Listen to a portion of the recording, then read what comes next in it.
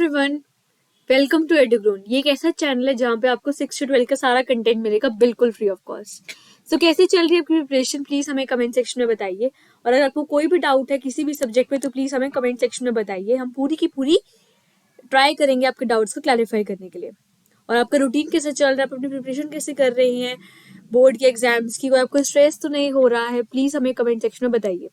अगर आप चाहते हैं कि हम थोड़े अपनी वीडियोस में इंप्रूवमेंट करें, या तो अकाउंटेंसी सब्जेक्ट में लाइक इकोनॉमिक्स हो गया, इंग्लिश हो गया, किसी भी सब्जेक्ट में आप चाहते हैं हम इंप्रूवमेंट करें, तो प्लीज हमें कमेंट सेक्शन में बताइए। हम आपकी प्रेजेस को बहुत अच्छे से लेंगे और पूरी ट्राई करेंगे अपने आपको कोई भी डाउट ना रहे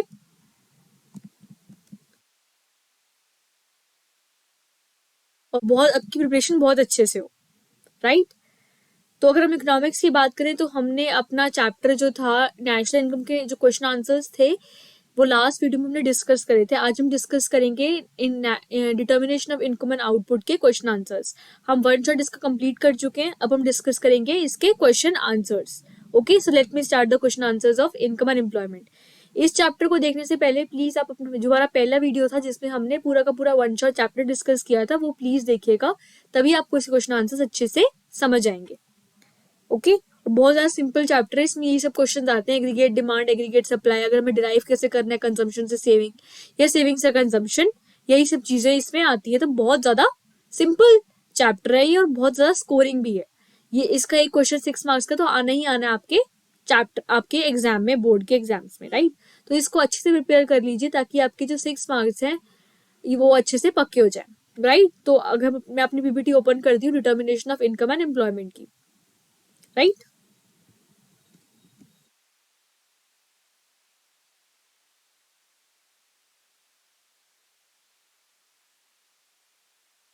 प्लीज वीडियो को देखने से पहले आप जो हमारा वो वाला वीडियो था जिसमें हमने वन शॉट डिस्कस किया था, इसके क्वेश्चन आंसर डिस्कस, इस चैप्टर को पूरा का पूरा वन शॉट में डिस्कस कर लिया था 1 hour 30 minutes में, उसको प्लीज देखिएगा। आपको उसके बिना चैप्टर समझ में आना ही नहीं है, राइट।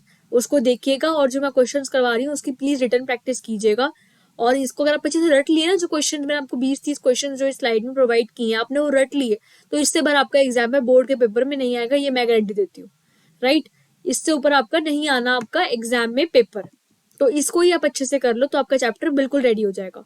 वीडियो देखो वन शॉट की, और ये वाला जो हमारे क्वेश्चन आंसर्स की सीरीज है वो कर लो तो आपका चैप्टर ये वाला रेडी हो जाएगा। और रैशन को मुझे पता है कि उसके जो न्यूमेरिकल्स होते हैं उसमें थोड़ी सी प्रैक्टिस ज्यादा चाहिए होती, तो उसकी मैं गारंटी दे सकती, बट इस चैप्टर में आपका यही आएगा जो मैं आपको बता रही हूँ, राइट। तो इस चैप्टर का नाम है determination of income and employment. इसके हम डिस्कस करेंगे आज क्वेश्चन आंसर्स। चैप्टर को देखने से पहले प्लीज हमारा जो वो वाला वीडियो था वन शॉट वाला वो देखिएगा, आपको वो बहुत आसानी से समझ में आ जाएगा। मैंने बहुत ज्यादा सिंपल लैंग्वेज में पूरा का पूरा चैप्टर समझाने की कोशिश की है। Determination of income and employment question and answers. तो चैप्टर को स्टार्ट करने से पहले हम आज एक कोड डिस्कस करेंगे। जैसे आपको पता है कि हम किसी भी वीडियो को या किसी के भी क्वेश्चन आंसर स्टार्ट करने से पहले हम एक कोड डिस्कस करते हैं, ताकि आपके माइंड में सिर्फ और सिर्फ पॉजिटिव एनर्जीज डेवलप हो और कोई भी इधर उधर की बात आप ना सोचे। क्योंकि मुझे पता है स्टूडेंट्स की आपके दिमाग में थोड़ी थोड़ी इधर उधर की बातें आ जाती हैं जब आप पढ़ते हो। तो उसी डिस्ट्रैक्शन को खत्म करने के लिए हमने एक कोड रखा है, ताकि आपकी मोटिवेशन आपको आए कि आपको 12th में अच्छे मार्क्स लाने, आप मोटिवेट हो और आपके दिमाग में सिर्फ और सिर्फ पॉजिटिव बातें चले, नेगेटिव बातें ना आए। तो आज का कोट है, when life gives you 100 reasons to break down and cry, show life that you have a million reasons to smile and love, stay strong। तो इस कोट में कहा है कि जब आपको लाइफ बहुत सारे रीजंस देती है कि आपको क्राई करना है, ब्रेक डाउन करना है, उसको आप सिर्फ और सिर्फ एक रीजन दे दो कि मुझे स्माइल क्यों करना है, राइट। और आपको स्ट्रांग बने रहना है। तो इसका मतलब ये है कि कोई भी आपके सामने परेशानी आ रही तो उससे आपको घबराना नहीं है। अगर आपके पास एक ही हैप्पी चीज है ना, एक चीज से आप खुश हो, तो वो आपके लिए इनफ है। वो आपकी हैप्पी जो जिन चीजों से आप परेशान हो उनके लिए इनफ है वो एक चीज। आपको स्ट्रांग रहना है, इसमें ये बात बोली है। When life gives you 100 reasons to break down and cry, show life that you have a million reasons to smile। अगर आपको लाइफ थोड़े से रीजन देती है कि मुझे ब्रेक डाउन करना है, कुछ आपके साथ बहुत ज्यादा गलत हो गया, तो वो आपके पास रीजन बन गई कि मेरे साथ ये गलत हो रहा है वो गलत हो रहा है, बट आपके पास उससे ऊपर भी रीजन है कि आप स्माइल कर सकते हो। आपके पास मिलियन रीजन है कि आप स्माइल कर सकते हो।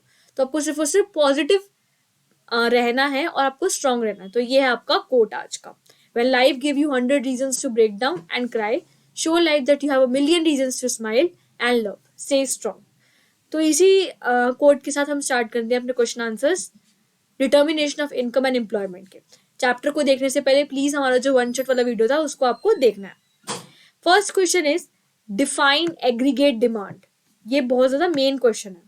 इस चैप्टर में से आपको 2, 3 और 6 मार्क्स के क्वेश्चन आने वाले हैं। तो ये वाला जो क्वेश्चन है डिफाइन एग्रीगेट डिमांड का, ये जनरली 1 या 2 मार्क्स कैरी करता है, राइट। तो 2 मार्क्स आप लगा लो ये वाले क्वेश्चन के। Question is define aggregate demand. Answer read करते हैं हम इसका। Aggregate demand refers to total expenditure on consumption and investment by the different sectors of the economy. Aggregate demand का मीनिंग है कि जो हमारा कंजम्पशन पे और इन्वेस्टमेंट पे जो हमारा एक्सपेंडिचर हुआ है, हमारा जो खर्चा हुआ है, डिफरेंट सेक्टर्स है हमारे जो इकोनॉमी के। हमारा हाउस होल्ड सेक्टर है, हमारा कंजम्पशन सेक्टर है, हमारा गवर्नमेंट सेक्टर है। तो उन सबके जो हमारे एक्सपेंडिचर हुए हैं कंजम्पशन पे और सिर्फ इन्वेस्टमेंट पे, उन सब सेक्टर्स के हम को ऐड कर देंगे उनके एक्सपेंडिचर्स को, तो हमारा एग्रीगेट डिमांड आ जाएगा, राइट। हम एग्रीगेट डिमांड को एक्सप्रेस भी कर सकते हैं इक्वेशन की फॉर्म में, जिसका नाम है AD is equal to C plus I. तो सी प्लस में आई में आ जाएगा कि जो भी हमारा हाउस होल्ड सेक्टर है, हमारा प्राइवेट सेक्टर है, हमारा गवर्नमेंट सेक्टर है, उन सब ने जो भी एक्सपेंडिचर किया है कंजम्पशन पे और इन्वेस्टमेंट पे, इन तीनों सेक्टर्स ने, उनके हम तीनों के एक्सपेंडिचर्स को ऐड कर देंगे, तो हमारा आ जाएगा aggregate demand, right. Aggregate demand refers to total expenditure on consumption and investment by the different sectors of the economy. और एडी प्लस को हम एक्सप्रेस कर सकते हैं कि इक्वेशन की फॉर्म में AD is equal to C plus I. तो ये क्वेश्चन आपका रेडी हो गया है। ये क्वेश्चन आपने लिख लिया, एज डेफिनेशन लिख ली, तो आपके 2 मार्क्स एग्जामिनर आपको दे देगा। Next question is how would you show aggregate demand in equation. इस जो हमारा सेकंड क्वेश्चन है उसमें मैंने फर्स्ट क्वेश्चन में आपको सेकंड वाला क्वेश्चन पूरा का पूरा कवर करवा दिया। हमें पता है कि एग्रीगेट डिमांड को हम लिख सकते हैं सी plus I plus G plus X minus S. तो ये होगी पूरी की पूरी एग्रीगेट डिमांड की इक्वेशन। हम एग्रीगेट डिमांड को सी प्लस आई तब लिखेंगे जब ये 2 सेक्टर इकोनॉमी है, बट अगर इसमें गवर्नमेंट भी आ जाती है तो इसकी इक्वेशन बन जाती है C plus I plus G plus X minus M. सी से हो जाएगा हमारा कंजम्पशन, आई से हमारा इन्वेस्टमेंट, जी से हो जाएगा हमारा गवर्नमेंट ने जो एक्सपेंडिचर किया है, और एक्स से हमारा एक्सपोर्ट्स और एम से हमारा इम्पोर्ट्स। अगर हम एक्सपोर्ट्स में से इम्पोर्ट्स को माइनस कर देंगे तो आ जाएगा हमारा नेट एक्सपोर्ट्स, राइट। तो aggregate demand can be written in the form of the following equation AD is equal to C plus I plus G plus X minus M. तो ये होगी आपकी हमारी एग्रीगेट डिमांड की इक्वेशन। आपको aggregate demand की definition भी learn करनी है और साथ में इसकी इक्वेशन भी याद करनी है। तो ये आपका पूरा एग्रीगेट डिमांड हो गया फिनिश। आई होप ये वाला क्वेश्चन आपको क्लियर हो गया होगा। Let's move to next question. Define aggregate supply. हमने प्रीवियस क्वेश्चंस में एग्रीगेट डिमांड किया था डिस्कस, उसकी हमने इक्वेशन भी डिस्कस कर ली थी। अब हम डिस्कस कर रहे हैं एग्रीगेट सप्लाई। एडी और एएस बिल्कुल रिवर्स कंसेप्ट्स हैं दूसरे से। एडी में हमने देखा था जो कंजम्पशन पे एक्सपेंडिचर हो रहा है different sectors of the economy से, बट एएस में आ जाएगा aggregate supply refers to that part of aggregate production by the producers during a period of 1 year. It is equal to income generated. तो aggregate supply simply हमारा income के equal होता है।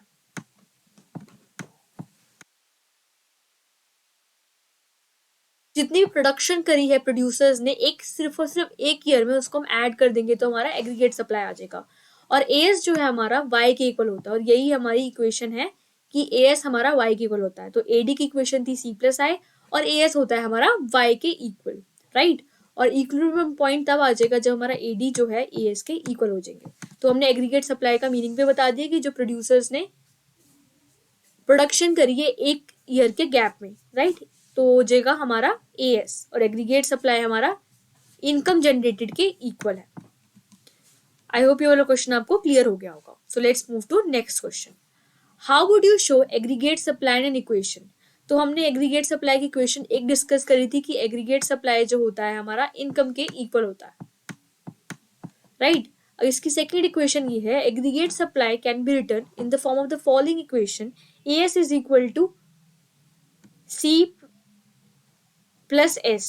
तो हमें पता है कि एग्रीगेट सप्लाई और वाई एकदम बराबर होते हैं, तो एएस की जगह हम सब्स्टिट्यूट कर देंगे वाई को और आ जाएगा हमारा C प्लस S, तो ये आ जाएगा हमारा एग्रीगेट सप्लाई, और एग्रीगेट डिमांड था हमारा C plus I plus G plus X minus M, right. तो C तो दोनों में कॉमन है, बट इसमें सिर्फ और सिर्फ S आ गया साथ में, राइट। एस का मतलब हो गया आपका सेविंग्स, तो कंजम्पशन प्लस सेविंग्स हो जाएंगी आपकी इनकम, और इनकम का दूसरा नाम ही है एग्रीगेट सप्लाई। आई होप ये वाला क्वेश्चन आपको क्लियर हो गया होगा, बहुत ज्यादा सिंपल क्वेश्चन है ये वाला। Let's move to next question. What are the constituents of AS? हमने डिस्कस किया कि एएस का मतलब होता है वाई, राइट। तो एएस होता है वाई के इक्वल, और वाई होता है हमारा जितनी हमारी इनकम हुई है वो होता है हमारा जो हमने कंज्यूम किया और जो हमने सेव किया, और एएस और वाई बिल्कुल बराबर है, तो वाई की जगह हम एएस भी लिख सकते हैं। तो एएस भी हमारा हो जाएगा कंजम्पशन प्लस सेविंग्स, जितना हमने कंज्यूम किया और जितनी हमने सेविंग्स करी। तो two main constituents of AS are consumption and savings, जो हमने कंज्यूम किया और जो हमने सेव किया। तो ये हमारे कॉन्स्टिट्यूएंट्स हैं एएस के, राइट। तो ये था हमारा इसका मीनिंग। ये वाला क्वेश्चन भी बहुत ज्यादा सिंपल था। आई होप ये वाला आपको क्लियर हो गया होगा। कोई भी डाउट है तो प्लीज हमें कमेंट सेक्शन में बताइए। Let's move to next question. How does consumption curve not start from the origin? यहाँ पे हाउ की जगह वाई आएगा। Why does consumption curve not start from the origin? हमें पता है कि हमारा जो कंजम्पशन कर्व है, जो हमारा कंजम्पशन कर्व होता है हमारा हमेशा यहां से स्टार्ट करता है, राइट। यहां से हमारा कंजम्पशन कर्व स्टार्ट करता है, ये होता है हमारा C।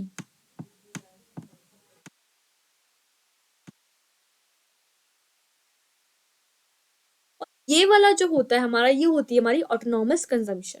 हमारी कंजम्पशन जीरो से स्टार्ट इसलिए नहीं होती क्योंकि अगर हमारी इनकम भी जीरो है तभी भी हम कुछ ना कुछ कंज्यूम करते हैं, और उसको हम कहते हैं ऑटोनॉमस कंजम्पशन, राइट। तो हमारी कंजम्पशन जीरो से स्टार्ट कभी हो ही नहीं सकती, कुछ का कुछ मिनिमम कंजम्पशन जरूर होगी। हमारे पास इनकम भी नहीं है तभी भी हम कुछ ना कुछ तो खाएंगे, अपना गुजारा करेंगे, अपना सर्वाइवल करेंगे। वो पैसा हमारे पास कहाँ से आएगा? वो पैसा आएगा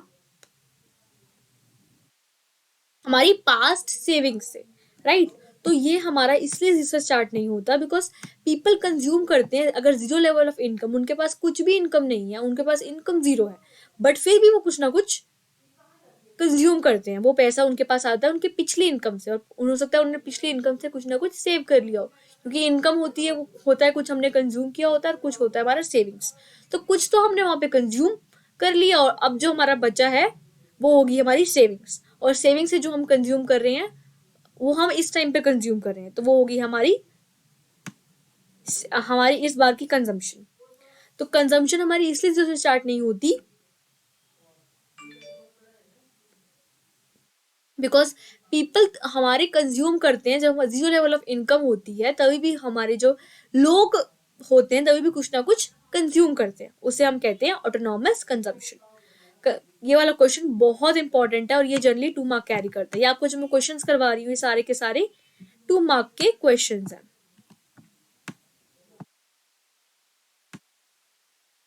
सारे के सारे आपके 2 मार्क के क्वेश्चंस हैं, और ये बहुत ज्यादा सिंपल क्वेश्चंस हैं, राइट। तो ये था हमारा इसका मीनिंग कि हमारा कंजम्पशन कभी इसलिए स्टार्ट नहीं होता क्योंकि हमारे पास अगर इनकम भी जीरो है लोगों के पास तभी भी वो कुछ ना कुछ कंज्यूम करेंगे, राइट।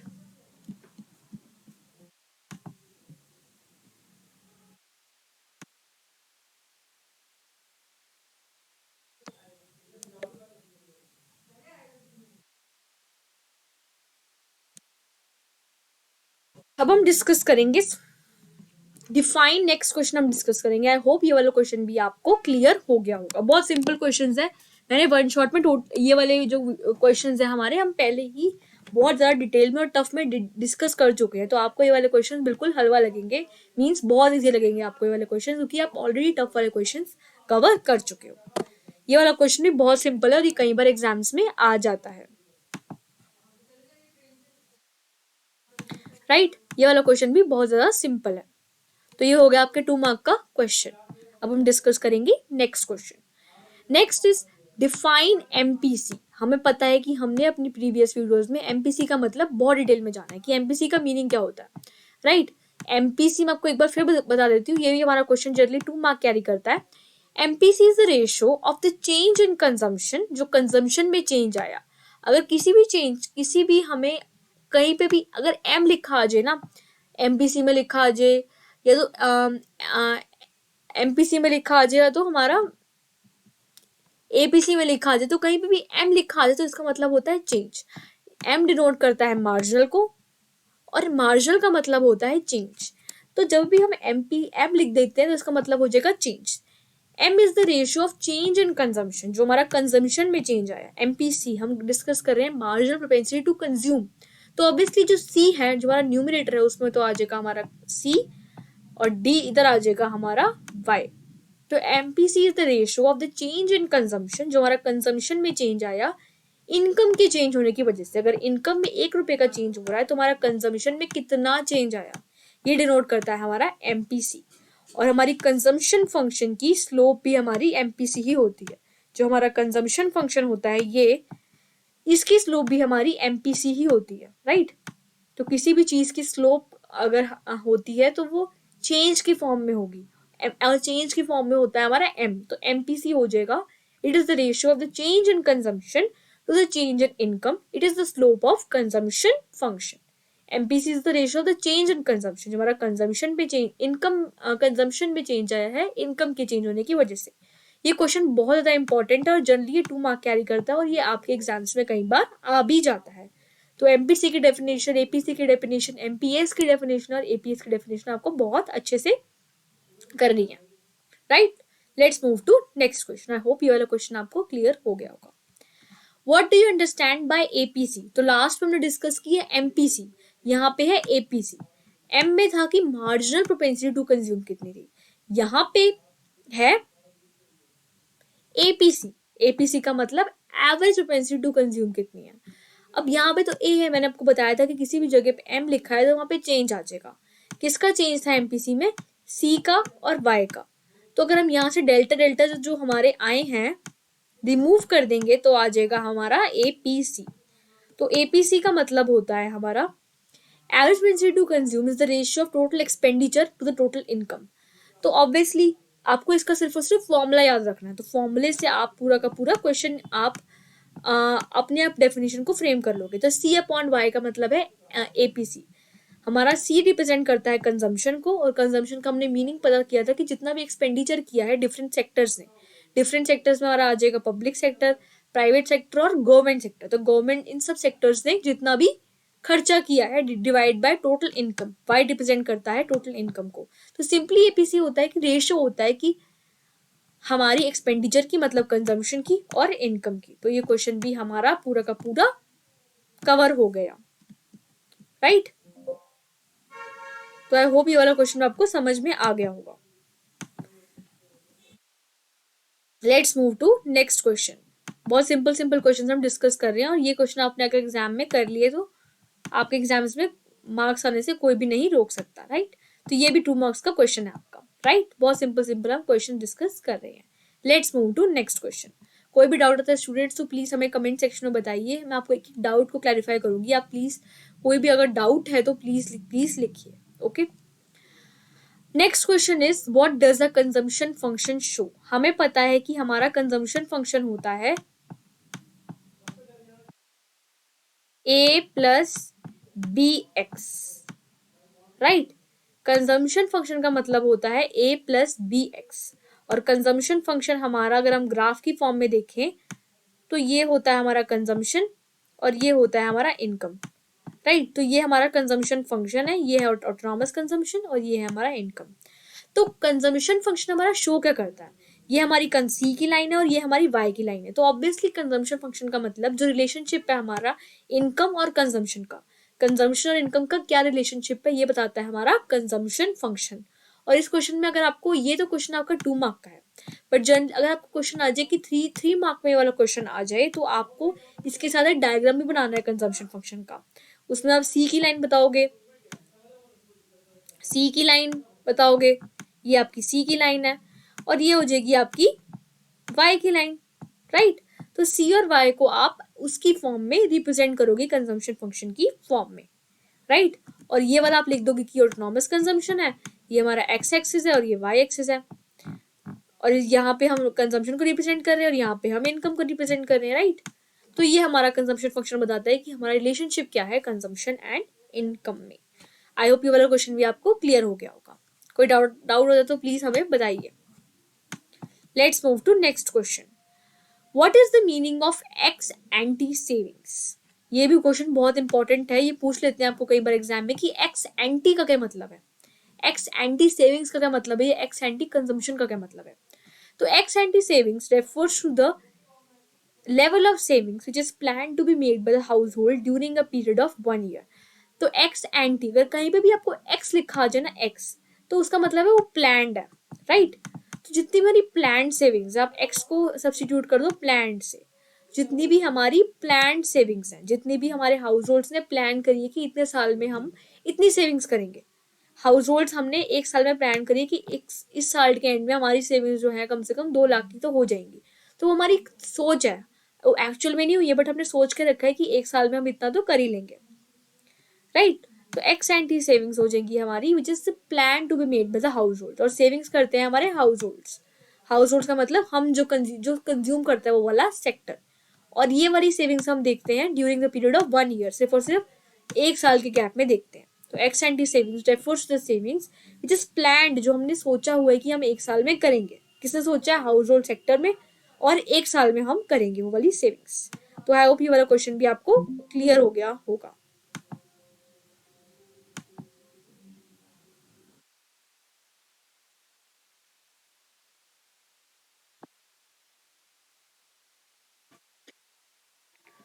तो ये हमने मीनिंग डिस्कस कर लिया एक्स एंटी सेविंग्स का। अब हम डिस्कस करेंगे what do you mean by aggregate demand, state it's components. तो ये क्वेश्चन आपका जनरली 6 मार्क्स कैरी करता है। इसमें एग्रीगेट डिमांड का मीनिंग भी हमने पूछा है, और पूछा है कि इसके कंपोनेंट्स कौन कौन से हैं। तो हमने एग्रीगेट डिमांड का मीनिंग तो हमें पता है क्या होता है कि जितना एक्सपेंडिचर किया है डिफरेंट सेक्टर्स ने, उसमें आ जाएगा हमारा प्राइवेट सेक्टर, हमारा गवर्नमेंट सेक्टर, और जो हमारा हाउस होल्ड सेक्टर, उसने जितना एक्सपेंडिचर किया है कंजम्पशन पे और इन्वेस्टमेंट में डिफरेंट सेक्टर्स ने एक साल में, तो वो हो जाएगा हमारा एग्रीगेट डिमांड। और एग्रीगेट डिमांड हमें पता है वो कंपोज करता है C plus I plus G plus X minus M, right. तो इसके कंपोनेंट्स को पता है कि जो सी होता है हमारा कंजम्पशन होता है, I is our investment, G is government sector, X हो जाएगा हमारा एक्सपोर्ट्स, और एम है हमारा इम्पोर्ट्स। तो एक्सपोर्ट्स में से हम इम्पोर्ट माइनस करेंगे तो आ जाएगा हमारा नेट एक्सपोर्ट्स। तो हमें इसका मीनिंग पता है, बट हमने एक एक कॉम्पोनेंट को अच्छे से डिफाइन करना है। पहले हम इसकी डेफिनेशन देखेंगे, फिर हम देखेंगे इसके कॉम्पोनेंट्स को। Aggregate demand refers to total expenditure on consumption and investment with the different sectors of the economy। जो different sectors है हमारे इकोनॉमी में, उस उनने जो भी एक्सपेंडिचर किया है कंजम्पशन पे और इन्वेस्टमेंट पे, तो वो उसको हम ऐड कर देंगे तो आ जाएगा हमारा एग्रीगेट एक्सपेंडिचर। हमारे डिफरेंट सेक्टर्स कौन कौन से, हमारा हाउस होल्ड सेक्टर है, हमारा गवर्नमेंट सेक्टर है, हमारा प्राइवेट सेक्टर है। तो उन्होंने जो भी एक्सपेंडिचर किया है कंजम्पशन पे और इन्वेस्टमेंट में डिफरेंट हमारे सेक्टर्स ने, उसको अगर हम ऐड कर देंगे तो आ जाएगा हमारा aggregate demand.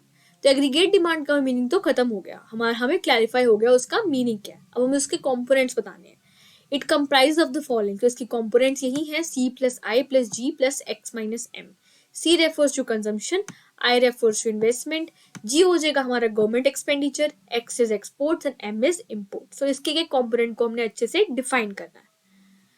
It comprise of the following private consumption expenditure, तो इसको कंजम्पशन को इन्होंने डिटेल में एक्सप्लेन कर दिया, private consumption expenditure, right. Household expenditure on goods and services during accounting year is called consumption expenditure, कि जो प्राइवेट लोगों ने, हाउस होल्ड्स ने जो भी एक्सपेंडिचर किया है गुड्स और सर्विसेज पे एक अकाउंटिंग ईयर में, एक साल में, जो डिफरेंट सेक्टर्स है, हमारे प्राइवेट सेक्टर है, हमारा हाउस होल्ड सेक्टर है, उसने जो भी एक्सपेंडिचर किया है उसको हम ऐड कर देंगे तो हमारा आ जाएगा consumption expenditure. It depends upon the level of income of the house hold. Obviously जो हमारा एक्सपेंडिचर करेंगे वो हमारा उस पर डिपेंड करेगा कि हमारी इनकम कितनी है। अगर जिसकी इनकम ज्यादा है वो खर्चा भी ज्यादा करता है, जिसकी इनकम कम है तो रिलेटिवली कम खर्चा करता है। तो ऑब्वियसली हमारी वो होती है, हमारी किस पे डिपेंड करती है कि हमारा एक्सपेंडिचर कितना है, राइट। वो इस पे डिपेंड करता है कि हमारे पास इनकम कितनी है, हमारा एक्सपेंडिचर भी इस पे डिपेंड करता है, और कंजम्पशन भी इस पे डिपेंड करता है, किस पे डिपेंड करता है, in turn level of income पे। अगर हमारी इनकम ज्यादा है तो ऑब्वियसली हम कंज्यूम ज्यादा करेंगे इकोनॉमिक्स के अकॉर्डिंग, और इनकम कम है तो ऑब्वियसली कंज्यूम हम कम करेंगे। तो हमने सी को अच्छे से डिफाइन कर दिया। नेक्स्ट कंपोनेंट है हमारा investment. Investment expenditure. Investment expenditure is the expenditure on goods by private investors which add to the capital stock। तो इन्वेस्टमेंट एक्सपेंडिचर का मतलब है it is expenditure on goods. जो प्राइवेट इन्वेस्टर्स हैं, जो इन्वेस्ट करते हैं लोगों में, उन्होंने गुड्स पे कितना खर्चा किया, उसको अगर हम ऐड कर देंगे एक साल का तो आ जाएगा हमारा इन्वेस्टमेंट एक्सपेंडिचर। और इन्वेस्टमेंट एक्सपेंडिचर अगर हम ज्यादा ज्यादा इन्वेस्ट कर रहे हैं तो ऑब्वियसली हमारी कैपिटल स्टॉक उतना बढ़ेगा। जितना हम इन्वेस्ट करेंगे तो उतनी हमारे पास लैंड और बिल्डिंग आएगी, हमें उतना उससे रिटर्न मिलेगा, तो हमारी कैपिटल पे कंट्रीब्यूट करेगा। तो हमारी इन्वेस्टमेंट डिपेंड करती है कि हमारा कैपिटल स्टॉक कितना है। तो इन्वेस्टमेंट हमारी डिपेंड करती है कैपिटल स्टॉक पे। These goods include producers, durable equipment, new construction and change in inventory. तो हमारे जो जिन गुड्स पे प्रोड्यूसर्स खर्चा कर रहे हैं वो गुड्स हो सकते हैं हमारे ड्यूरेबल, वो हो सकते हैं हमारे इक्विपमेंट, हो सकते हैं हमारे न्यू गुड्स हो सकते हैं, और वो हमारे कंस्ट्रक्शन गुड्स भी हो सकते हैं जो हम कंस्ट्रक्शन की चीजों में यूज कर रहे हैं। और फिर कंपोनेंट है हमारा चेंज इन इन्वेंट्री, जो इन्वेंट्री में चेंज हुआ है हमारा वो। थर्ड कंपोनेंट है हमारा government expenditure. Government expenditure both income and investment on public goods. तो जो गवर्नमेंट खर्चा कर रही है हमारा गवर्नमेंट कहाँ का खर्चा करती है, इनकम पे खर्चा करती है और इन्वेस्टमेंट पे खर्चा करती है। हमारा गवर्नमेंट खर्चा करती है जो हमारी स्कूल्स ओपन करती है, रोड्स को मेंटेन करती है, जो हमारे ट्रैफिक लाइट्स हैं उनको बनाती है, राइट। तो काफी सारी चीजें होती हैं, काफी सारे गवर्नमेंट के एक्सपेंडिचर होते हैं, लॉ एंड ऑर्डर को प्रोवाइड करती है। और फोर्थ है हमारा नेट एक्सपोर्ट्स। तो नेट एक्सपोर्ट्स में पता है जो डिफरेंस होता है, किसी वर्ड के आगे अगर नेट आ जाए तो ऑब्वियसली उसका माइनस होगा। हम एक्सपोर्ट्स में से इंपोर्ट्स को माइनस करेंगे तो हमारा आ जाएगा net export. It is a difference between total imports and total exports. जो हमने बाहर आइटम भेजा दूसरी कंट्री में और जो बाकी लोगों ने हमारी कंट्री से आइटम लिया, हम एक्सपोर्ट्स में से इंपोर्ट्स को माइनस कर देंगे तो आ जाएगा हमारा नेट एक्सपोर्ट्स। तो हमने एग्रीगेट डिमांड का मीनिंग भी समझ लिया और हमने एग्रीगेट डिमांड के कॉम्पोनेंट भी समझ लिए। ये क्वेश्चन आपके 4-5-6 मार्क्स कैरी करता है और ये बहुत इंपॉर्टेंट क्वेश्चन है। Let's move to next question. I hope ये वाला आपको क्लियर हो गया होगा। In an economy, aggregate demand is better than aggregate supply. Explain the changes that will take place in an economy. तो इसमें बोला है कि इकोनॉमी में एग्रीगेट डिमांड ज्यादा है हमारी एग्रीगेट सप्लाई से, तो उससे हमारा अफेक्ट क्या होगा इकोनॉमी में। तो अगर एग्रीगेट डिमांड ज्यादा है इकोनॉमी में तो हमारा अफेक्ट क्या होगा। इसका मतलब ये है कि हमारी आप अज्यूम करके चलो कि एक स्टेशनरी की दुकान है, उसमें डिमांड बहुत ज्यादा है और खरीदने वाले बहुत लोग हैं, बट सप्लाई नहीं है, उसके पास सप्लाई नहीं है। तो ऑब्वियसली जितने जितने सारे लोग हैं खरीदने वाले, उसका सारा का सारा सामान उसका बिक जाएगा, क्योंकि डिमांड ही इतनी ज्यादा है बट उसके पास तो मटेरियल ही नहीं है। तो जितना मर्जी थोड़ा बहुत उसके पास सामान होगा वो बिक जाएगा, वो बिक जाएगा। और वो नेक्स्ट टाइम क्या करेगा, और प्रोडक्शन करेगा, क्योंकि उसे पता है कि डिमांड ज्यादा है इन सब चीजों की। जो है स्टेशनरी आइटम बनाना है उसकी डिमांड बहुत ज्यादा है, तो वो और चीजें बनाएगा, और चीजें बनाएगा तो लोग भी खरीदेंगे उसको। और तो ऐसे में क्या होगा कि हमारा जो सप्लाई है किसी भी चीज का वो बढ़ता जाएगा। वो जो हमारा प्रोड्यूसर है वो कहेगा कि उसकी डिमांड बहुत ज्यादा हो रही है, तो वो नेक्स्ट ईयर में और प्रोड्यूस करेगा, और प्रोड्यूस करेगा तो हमारी सप्लाई बढ़ेगी। तो हमारी इसमें तो एग्रीगेट डिमांड ज्यादा है एग्रीगेट सप्लाई में, तो एक ऐसी सिचुएशन आ जाएगी जब हमारा एएस और एडी इक्वल हो जाएंगे आपस में, और हमारा जो इक्विलिब्रियम का लेवल है वो अटेन हो जाएगा, राइट। तो ये हमने इसको अच्छे से एक्सप्लेन करना है। देखते हैं कि हमने इस हमारे आंसर में इसको कैसे एक्सप्लेन किया गया। आपको भी एग्जाम में ऐसे ही एक्सप्लेन करना है। पहले आपको एक्सेस सप्लाई का मीनिंग बताना है, एक्सेस डिमांड का मीनिंग बताना है, और इससे इसका क्या इफेक्ट होगा वो सब भी बताना है। अब देखो हमारी अगर एग्रीगेट डिमांड ज्यादा है एग्रीगेट सप्लाई से, तो हमारी डिमांड ज्यादा है, डिमांड के आगे ये वाला एरो है, तो ऑब्वियसली हमारी एक्सेस डिमांड को रेफर करता है ये वाला क्वेश्चन। तो ये हमारी एक्सेस डिमांड का क्वेश्चन है। Excess demand refers to situation in which aggregate demand in an economy is greater than aggregate supply. अगर हमारी एग्रीगेट डिमांड ज्यादा है एग्रीगेट सप्लाई से तो हमारी आ जाएगी एक्सेस डिमांड की situation. At full employment level the problem of excess demand can be corrected bye contractionary fiscal and monetary policy. In this diagram aggregate demand curve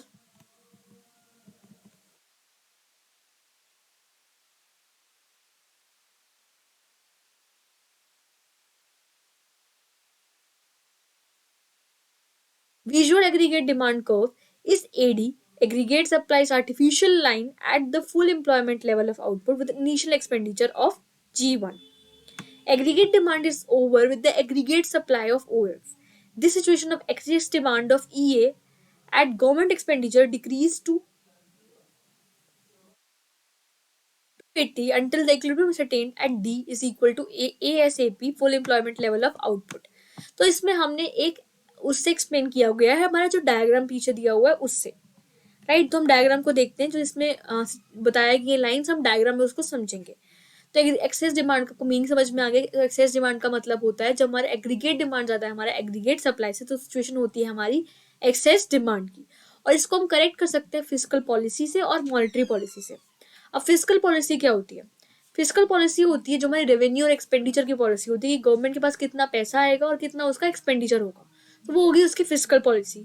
और monetary policy होती है जो हमारी बैंक के रेट से हमारी होती है, उसका लेना देना होता है, तो होती है हमारी monetary policy. In this diagram visual aggregate demand is AD. तो एग्रीगेट डिमांड इस डायग्राम में दी हुई है हमारी एडी। तो ये हमारी एडी दी हुई है, ये हमारा दिया हुआ है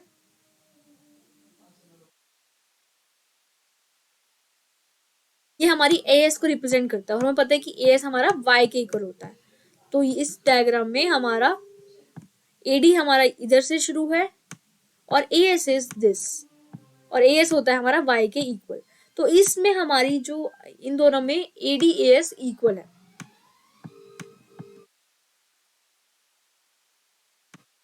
राइट। इस हमारी जगह पे एडी और एएस आपस में इक्वल है।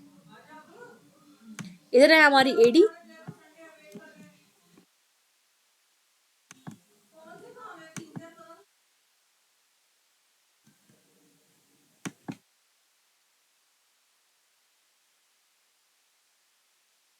तो ये आ गया हमारा एडी और एएस का कंसेप्ट। तो ये एडी हमारी इसमें आ जाएगी हमारी ये वाली line, AD is this line, और एएस आ जाएगी हमारी ये वाली line.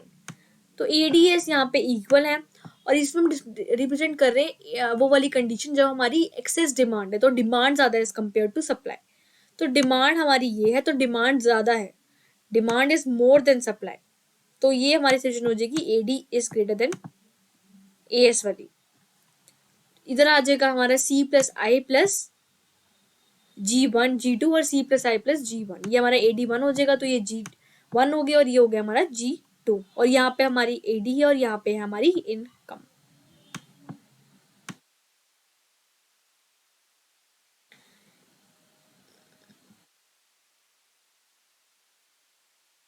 Aggregate demand is over than aggregate supply. The situation of excess demand is EA at the government expenditure. तो वो तब तक हमारा एडीएस, इसमें क्या है हमारी एक्सेस डिमांड की सिचुएशन चल रही है। एक्सेस डिमांड का मतलब होता है हमारी एग्रीगेट डिमांड ज्यादा है एग्रीगेट सप्लाई से, तो ये तब तक हम इन दोनों को इक्वल बनाना है। तो तब तक ये दोनों आपस में बैलेंस करते रहेंगे जब तक ये दोनों में इक्विलिब्रियम पॉइंट अटेन नहीं हो जाता। तो एडीएस जब आपस में इक्वल हो जाएंगे तब हमारा और फ्लक्चुएट नहीं करेगा हमारा इक्विलिब्रियम और वहां पे अटेन हो जाएगा। तो जो हमारा एएस इसमें इंक्रीज होगा और इसमें बाद में क्या होगा एडीएस आपस में बराबर हो जाएंगे। तो इसमें हमने ये एक्सप्लेन करना है with the help of diagram. इसको हम करेक्ट कैसे कर सकते हैं? The problem of excess demand can be corrected and inflationary gap can be corrected by decreasing public expenditure. हमें एक्सेस डिमांड की हमें प्रॉब्लम चल रही है, हमें एक्सेस डिमांड को करेक्ट करना है। तो किसी भी चीज को करेक्ट करने के लिए हमारे पास एक सोल्यूशन होता है। इसका सोल्यूशन ये है कि हमें डिक्रीज करना है पब्लिक एक्सपेंडिचर, जो गवर्नमेंट एक्सपेंडिचर करती है पब्लिक पे उसे हमें कम करना है। As government expenditure is decrease due to AD shift down until equilibrium is attained as AD। तो हमें इसमें हमारा क्या है कि हमारी AD ज्यादा है एज कम्पेयर टू AS, हमें AD को कम करना है।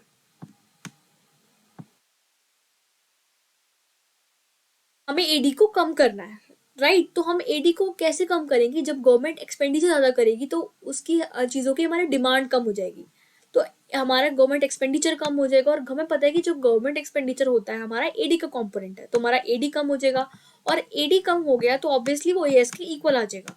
तो इसको हम एक तो करेक्ट कर सकते हैं डिक्रीजिंग पब्लिक एक्सपेंडिचर से at full employment level of output. The role of excess demand and inflationary gap can be corrected by decreasing public expenditure.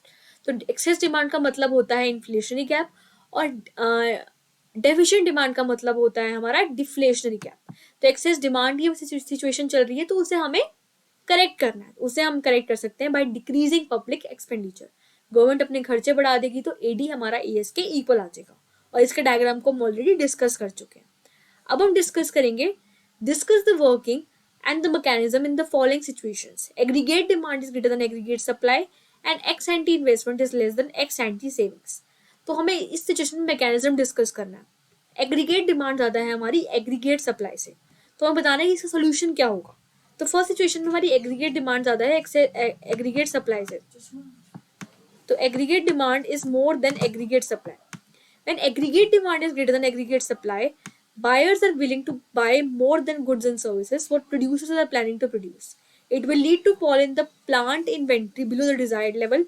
The producers in turn will produce more, which will increase aggregate supply, and the demand becomes equal to aggregate supply. तो इसमें भी aggregate demand हमारी ज्यादा चल रही है और supply कम है। अब मैंने आपको एक स्टेशनरी शॉप का एग्जांपल दिया था कि डिमांड बहुत ज्यादा है गुड्स एंड सर्विसेज की, बट उसकी सप्लाई नहीं है। तो डिमांड ज्यादा है गुड्स एंड सर्विसेज, तो उसका जो भी सामान होगा वो बिक जाएगा, तो वो नेक्स्ट ईयर में क्या होगा, वो तो अपने सामान बेचने के लिए नेक्स्ट ईयर में ज्यादा प्रोड्यूस करेगा तो एएस बढ़ जाएगा, और हमारा एडी जो है वो एएस के इक्वल आ जाएगा, राइट। तो ये हमारी फर्स्ट मैकेनिज्म को हमने करेक्ट कर दिया, जो हमारा फर्स्ट सिचुएशन थी कि हमारा एडी ज्यादा था एएस से, उसको हमने करेक्ट कर दिया। अब second is x anti investment is greater then ex ante savings. हमें पता है कि अगर किसी चीज के आगे एक्स एंटी लिखा हुआ आ जाए तो उसका मतलब होता है प्लान। तो प्लान इन्वेस्टमेंट हमारी ज्यादा है, plan investment is lesser than ex ante savings. तो हमारी जो सेविंग्स है, सेविंग्स ज्यादा है as compare to investment, saving ज्यादा है हमारी इन्वेस्टमेंट से। Ex ante investment is lesser than ex ante savings, meaning buyers are willing to buy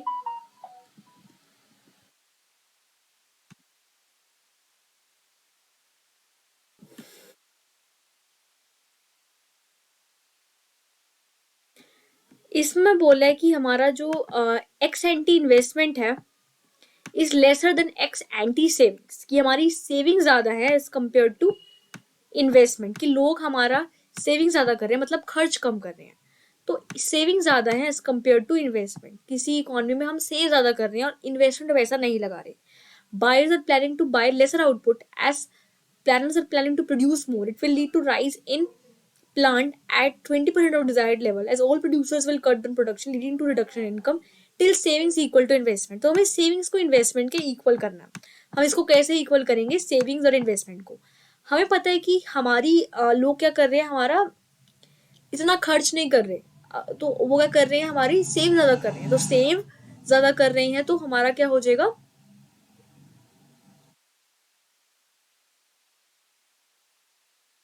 save ज्यादा कर रहे हैं और इतना प्रोड्यूस नहीं कर रहे। सेव ज्यादा कर रहे हैं तो हमारा हो जाएगा कि जो उन लोगों की आउटपुट है, जो प्रोड्यूसर्स, उनकी आउटपुट बिकेगी नहीं तो क्या हो जाएगा, वो ऐसा ऐसा स्टॉक रखा रहेगा। तो वो नेक्स्ट में प्रोडक्शन कम करेंगे, प्रोडक्शन कम करने से हमारी इन्वेस्टमेंट भी कम हो जाएगी और सेविंग्स हमारी इन्वेस्टमेंट के इक्वल आ जाएगी। तो ये था हमारा सेविंग और इन्वेस्टमेंट का कंसेप्ट। तो ये हमने डिस्कस कर लिया कि इन सिचुएशंस में हमारा मैकेनिज्म कैसा होगा।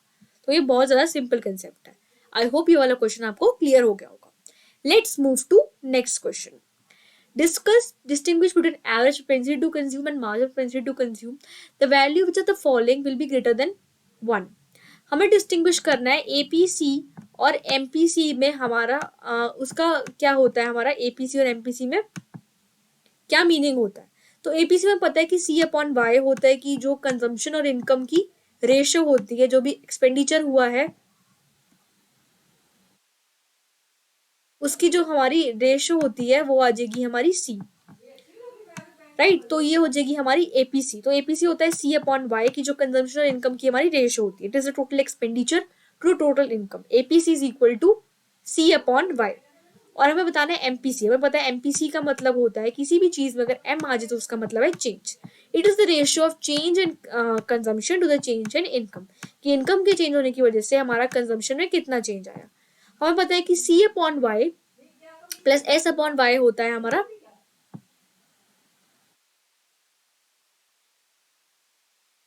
सी अपॉन वाई और एस अपॉन वाई। हम पूछे कि इनमें से किसकी वैल्यू हमारी 1 के इक्वल होगी, तो the value of MPC can be greater than 1। APC की वैल्यू जो होती है वो 1 से ग्रेटर हो सकती है, क्योंकि एमपीसी का मतलब तो चेंज हो गया और चेंज कोई भी नेगेटिव नहीं होगा। तो सी अपॉन वाई होता है हमारा वो 1 से एक्सीड कर सकता है, क्योंकि हमारे जो एक्सपेंडिचर है, जो हम कंज्यूम कर रहे हैं, मतलब हमारे जो एक्सपेंडिचर कर रहे हैं हमारे डिफरेंट सेक्टर, वो ज्यादा हो सकते हैं हमारी इनकम से, राइट। बट हम जितनी इनकम करें उससे ज्यादा हम चेंज इन इनकम से ज्यादा हमारी चेंज इन कंजम्पशन नहीं हो सकती, बट सी अपॉन वाई ज्यादा हो सकता है। तो हमारी ये हो जाएगी 1 से ज्यादा ई हो सकती है, तो ये हो जाएगा हमारा एपीसी आंसर है। और हमने एपीसी और एमपीसी का मीनिंग बता दिया कि एपीसी का मतलब होता है हमारा it is the ratio of C upon Y, और एमपीसी का मतलब होता है हमारा it is the ratio of change in consumption to the change in income. तो हमने इसका मीनिंग डिस्कस कर लिया। आई होप ये वाला क्वेश्चन आपको क्लियर हो गया होगा। Give the meaning of marginal propensity to save and average propensity to save. Can the value of average propensity to save be negative? If yes, if yes and why? तुम्हें बताना है कि marginal propensity to save का क्या meaning होता है। तुम्हें पता है कि मार्जिनल प्रोपेंसिटी टू सेव होता है हमारा इट इज द रेशो, ये चेंज होता है सेविंग्स और इन्वेस्टमेंट का, कि इनकम के बढ़ने से हमारी सेविंग्स कितनी बढ़ी, तो it is the ratio of change in savings to the change in income. तो एमपीएस होता है हमारा delta S upon delta Y.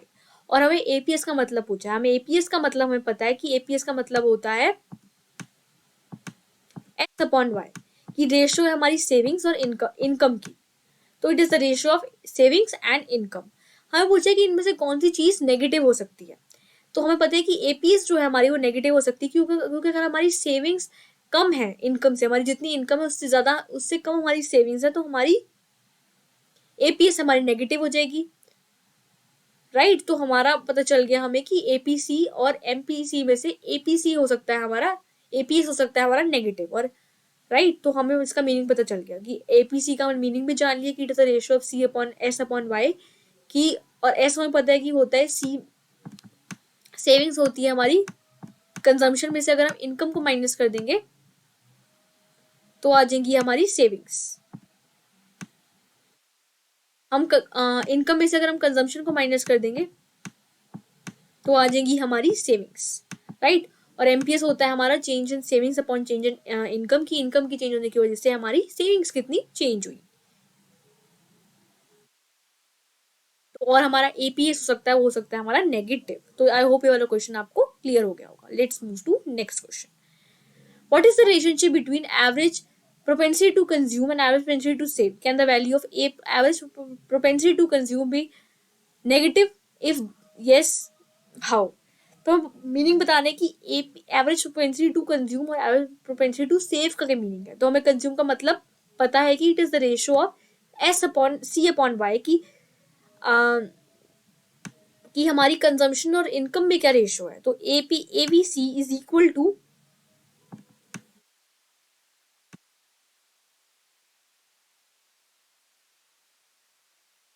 Ratio होती है हमारी सी अपॉन वाई के इक्वल,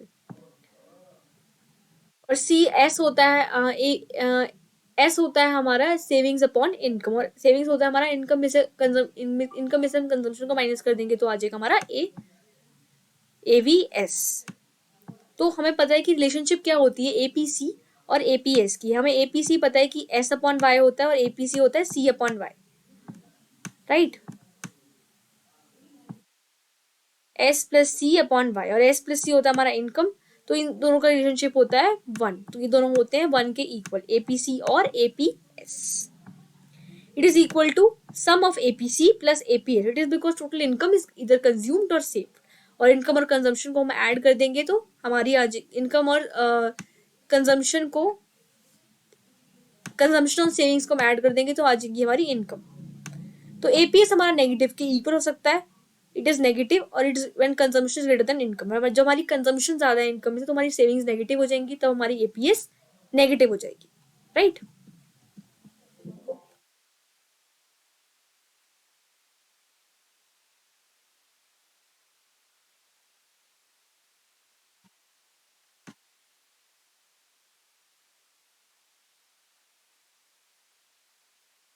अब next question is outline the steps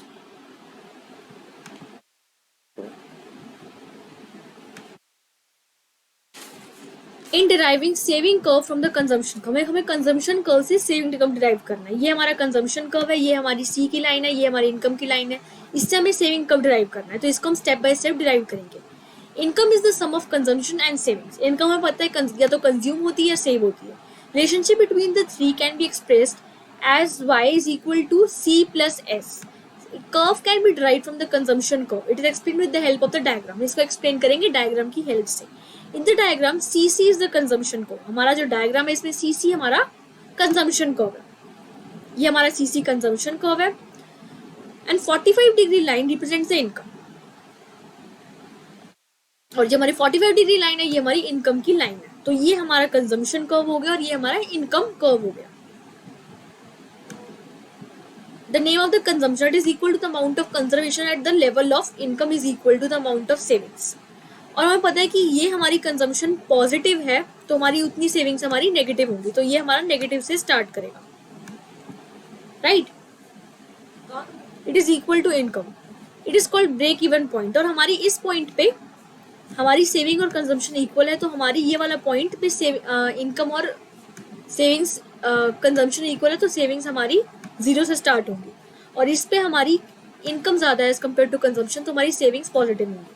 अगर हम इन लाइंस को ज्वाइन कर देते हैं तो आ जाएगी हमारी सेविंग कर्व। तो सेविंग कर्व हमारा नेगेटिव से स्टार्ट करता है और कंजम्पशन हमारा पॉजिटिव से स्टार्ट करेगा, राइट। तो ये हमारा डिराइव हो जाएगा, हमारा कंजम्पशन कर्व से सेविंग कर्व हमारा डिराइव हो जाएगा, राइट। बहुत सिंपल क्वेश्चन था। तो ये वाला आपको क्लियर हो गया, right from the consumption curve. Distinguish between propensity to consume and propensity to save with the help of the numerical example. हमें डिस्टिंग्विश करना है प्रोपेंसिटी टू कंज्यूम मतलब एपीसी और एपीएस में डायग्राम की हेल्प से। एपीसी पता है कि हमें रेशो होती है कि कंजम्पशन में कितना चेंज आया, सी अपॉन वाई होती है कि कंजम्पशन और इनकम की रेशो को रिप्रेजेंट करती है। और एमपीसी हमें पता है कि C delta C upon delta Y होती है कि हमारी इनकम की बढ़ने से हमारी कंजम्पशन पे कितना अफेक्ट आया, राइट। और एमपीएस की बात करें तो ये रेशो होती है हमारी सेविंग और कंजम्पशन की कि हमारी चेंज इन सेविंग्स क्या हुआ और चेंज इन इनकम क्या हुआ, कि इनकम के बढ़ने से हमारी सेविंग्स कितनी बढ़ी। हमें रिलेशनशिप बताना है एपीसी और एमपीसी का, एमपीसी और एमपीएस का। हमें पता है दोनों इनवर्सली रिलेटेड। अगर एमपीसी ज्यादा होगा तो हमारी सेविंग्स कम होगी, जितना हम कंज्यूम करेंगे उतना सेव कम करेंगे। अगर हम कंज्यूम इतना कर रहे हैं तो 0.80 कर रहे हैं तो हमारी सेविंग्स हो जाएंगी। इसमें से 1 माइनस कर देंगे क्योंकि इन दोनों का जो हमारे एडिशन होता है वो हमारे 1 के इक्वल होता है। तो MPC plus MPS is equal to 1। तो हमारा एमपीएस अगर 0.80 तो एमपीएस हो जाएगा हमारा 0.20, राइट। तो ये हमारा क्वेश्चन कवर हो गया। आई होप ये वाला आपको क्लियर हो गया होगा। Briefly explain the determinants of investment. हमें पता है कि हमें बताना है कि इन्वेस्टमेंट के डिटर्मिनेंट्स कौन कौन से हैं। Following are the determinants of investment. Marginal efficiency of capital. Marginal efficiency of capital refers to the decline in the cost of production by employing additional unit of capital. First हमारा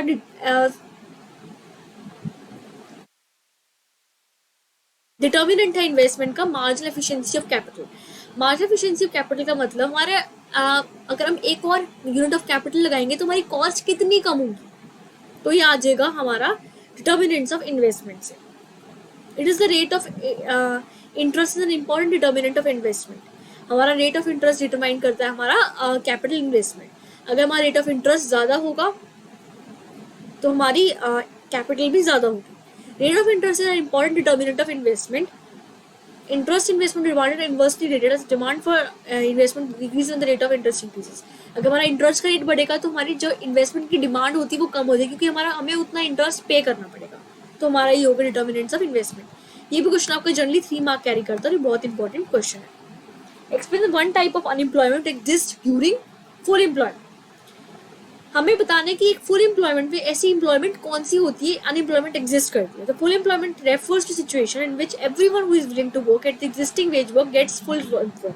full employment का मतलब होता है कि ऐसी work जिसमें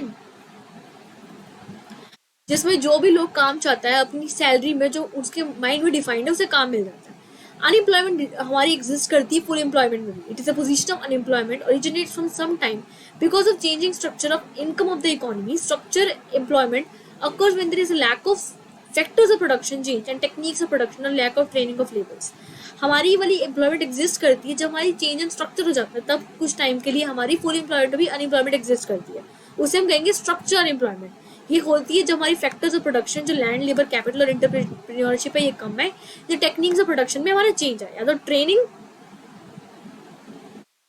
of levels में थोड़ा सा डिले है, तो हमारी इसका मीनिंग डिफाइन हो गया। अब हम डिस्कस करेंगे, आई होप वाला क्वेश्चन आपको क्लियर हो गया। मल्टीप्लायर का meaning, what is the relationship between marginal propensity to save and multiplier. तो मल्टीप्लायर का मतलब हमें पता है कि हमारा होता है delta C upon delta Y, कि इनकम के चेंज होने की वजह से हमारा कंजम्पशन पे कितना चेंज आया। मल्टीप्लायर का मतलब होता है हमारा delta Y upon delta I. Investment के चेंज होने की वजह से हमारी इनकम पे कितना चेंज है, it is the ratio of change in income to the change in investment. इसको हम डिफाइन करते हैं के से, और हमारा जो एमपीसी और के होता है उसमें नेगेटिव रिलेशनशिप होता है। अगर हमारा के ज्यादा होगा तो हमारा एमपीसी कम होगा, तो हमारी इसमें इनवर्स रिलेशनशिप है। आई होप ये वाला क्वेश्चन आपको क्लियर हो गया होगा। Share the impact of excess demand in the case of theory of economy. Excess demand का हमें मतलब बताना है। एक्सेस डिमांड का मतलब होता है जब हमारी एग्रीगेट डिमांड ज्यादा है हमारी एग्रीगेट सप्लाई से। तो अगर हमारी it is at the full employment level, since the economy is already operating at the full employment level, excess demand will lead to price and price level. अगर हमारी demand ज्यादा है उतनी सप्लाई नहीं है, तो ऑब्वियसली जो प्रोड्यूसर होगा अपने प्राइस बढ़ा देगा और हमारी प्राइस बढ़ जाएंगे इकोनॉमी में, तो rise in the price level. Unemployment will not increase, उससे हमारी एम्प्लॉयमेंट अफेक्ट नहीं होगी बट हमारे प्राइसेस बढ़ जाएंगे। Next is share the differential between deficient demand और एक्सेस डिमांड। डेफिशिएंट डिमांड का मतलब होता है जब हमारी एग्रीगेट डिमांड कम है एग्रीगेट सप्लाई से, और एक्सेस डिमांड का मतलब होता है जब हमारी एग्रीगेट सप्लाई ज्यादा है एक्सेस एग्रीगेट सप्लाई से फुल एम्प्लॉयमेंट लेवल पे, फुल एम्प्लॉयमेंट की बात कर रहे हैं। Explain the meaning of implication of deflationary gap. Deflationary gap refers to the excess of availability of supply of output और द एक्सपेंडिचर। हमारी सप्लाई ज्यादा है एज कम्पेयर टू डिमांड, तो हमारी आ जाएगी deflationary gap. It measures the gap between an immediate full employment level of output. हमारा ये है कि हमारी प्राइसेस बढ़ जाएंगे अगर हमारी डिमांड ज्यादा है गुड्स की। Next is what is fiscal policy. Fiscal policy refers to the revenue and expenditure policy of the government to achieve the balance and development of economy. अगर हम रेवेन्यू एक्सपेंडिचर पॉलिसी की बात करें तो आ जाएगी हमारी गवर्नमेंट की, तो आ जाएगी हमारी fiscal policy. What is monetary policy. Monetary policy का मतलब होता है हमारी मनी सप्लाई को कंट्रोल करती है, और ये आ जाएगी हमारी इंटरेस्ट को भी रेगुलेट करती है, और ये गवर्नमेंट की पॉलिसी होती है। तो सारे क्वेश्चंस आपके सारे के सारे क्वेश्चंस आए ने डिस्कस कर